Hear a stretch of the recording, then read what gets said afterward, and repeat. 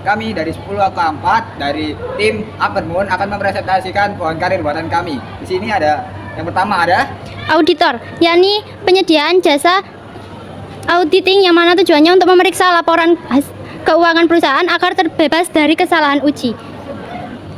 Berikut tanggung jawabnya auditor, yaitu sistem akuntansi, perencanaan pengendalian dan pencatatan, pengendalian internal, meninjau ulang laporan keuangan yang relevan. Jenis-jenis auditor, auditor independen, lalu auditor pemerintah, kemudian auditor eksternal dan internal, dan auditor forensik, terakhir auditor pajak. Tahap melakukan audit yaitu tahap perencanaan, mengidentifikasi risiko dan kendali, mengevaluasi kendali dan mengumpulkan bukti, mendokumentasikan dan mengumpulkan temuan, terakhir menyusun laporan. Selanjutnya ada dosen.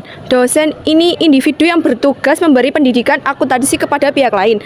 Akuntansi pendidik, dosen berperan besar dalam pengembangan ilmu akuntansi karena lewat profesi inilah lahir sumber daya manusia yang kompeten di bidang akuntansi.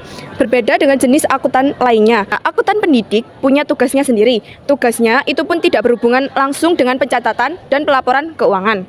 Tugas akuntan pendidik yang paling utama adalah mengajar calon akuntan lainnya dan mengenai ilmu akuntansi lainnya. Selanjutnya, yang ketiga yaitu staf gudang.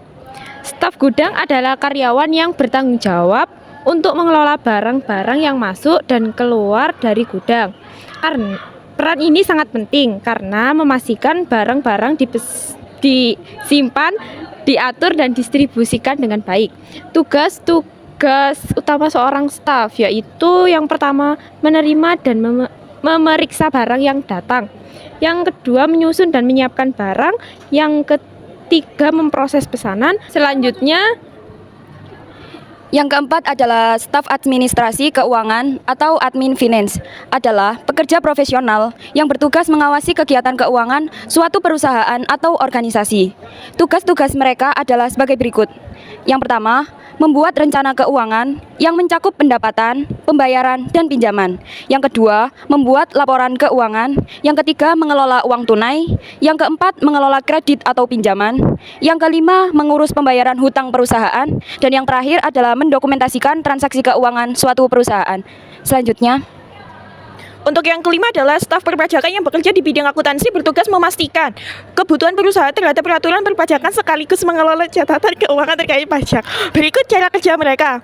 Pencatatan, yang pertama adalah pencatatan dan pelaporan pajak. Yang kedua adalah perhitungan pajak.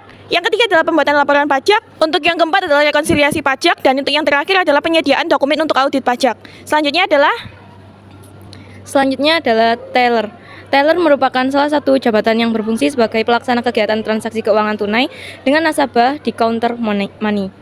Teller bertugas untuk melayani kegiatan penyetoran dan penarikan uang tunai, pemindahan bukuan atau penyetoran non-tunai dalam bentuk rupiah dan uang mata asing. Selanjutnya adalah kasir. Kasir berfungsi sebagai penghubung antar pelanggan dan toko atau pebisnis. Berikut adalah langkah-langkah umum dalam cara kerja kasir. 1. Menerima pembayaran. 2. Memproses transaksi. 3. Memberikan struk. 4. Mengatur uang. 5. Menyelesaikan transaksi. 6. Mengelola persediaan. 7. Memberikan layanan pelanggan. Selanjutnya ada staf akuntansi. Staf akuntansi atau accounting staff adalah jabatan di perusahaan yang bertugas melakukan pencatatan dan pengklasifikasian transaksi keuangan serta menyusun laporan keuangan. Tugas-tugas staf akuntansi diantaranya adalah 1. Memeriksa dan memverifikasi transaksi keuangan. 2. Melakukan pencatatan dan dokumentasi. 3. Menyusun laporan keuangan yang akurat seperti laporan laba dan rugi. 4. Memastikan kebijakan akuntansi perusahaan dipatuhi. 5. Melakukan posting jurnal operasional. 6. Melakukan filing dokumen ke dalam sistem perusahaan. 7. Melakukan verifikasi kelengkapan dokumen keuangan perusahaan.